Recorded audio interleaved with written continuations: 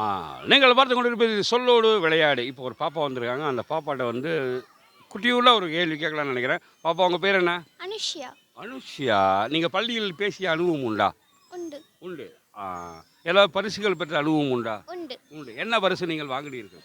பேச்சு போட்டி. ஆ யாரை பத்தி நீங்கள் பேசினீர்கள்? காமராசர். காமராஜரை பத்தி பேசினீங்க. இப்போ வந்து அண்ணன்ட்ட ஒரே ஒரு கேள்வி கேட்குறேன். உங்களுக்கு திருக்குறள் டக்குன்னுன்னா உங்களுக்கு என்ன ஞாபகம் வரும்?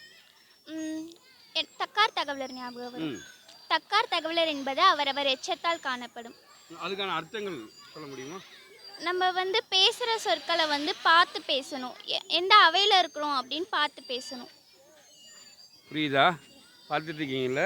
நம்ம பேசுகிற சொற்கள் எந்த இடத்துல இருக்கிறோம் அப்படின்றத பார்த்து கவனமாக பேசணும் அப்படின்றத அந்த திருக்குறள் சொல்லியிருக்காங்க. ரொம்ப ரொம்ப நமக்கெல்லாம் தேவையானது தான். வேற ஒரு திருக்குறள் சொல்லுங்கள். காணமுயல் எழுத அம்பினில் யானை பிழைத்தவேல் ஏந்தல் இனிது.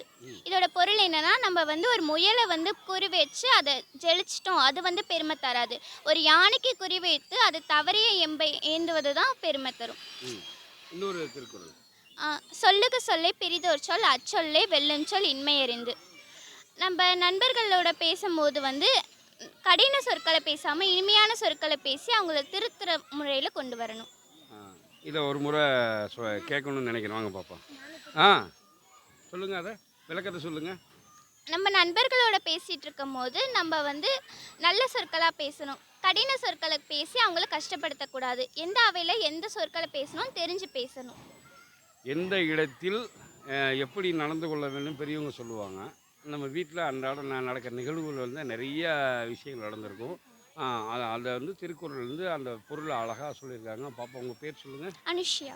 அனுஷ்யா ரொம்ப ரொம்ப ரொம்ப சூப்பர். இவ்வளோ நீங்கள் உங்களுக்கான மகிழ்ச்சியான நேரத்துலையும் அண்ணனுக்காக நேரம் ஒதுக்கி இவ்வளோ எனக்கு சொன்னதுக்கு ரொம்ப ரொம்ப சந்தோஷம். ஒரு கிளாப் பண்ணலாமா? எல்லாருமே கிளாப் பண்ணலாமா?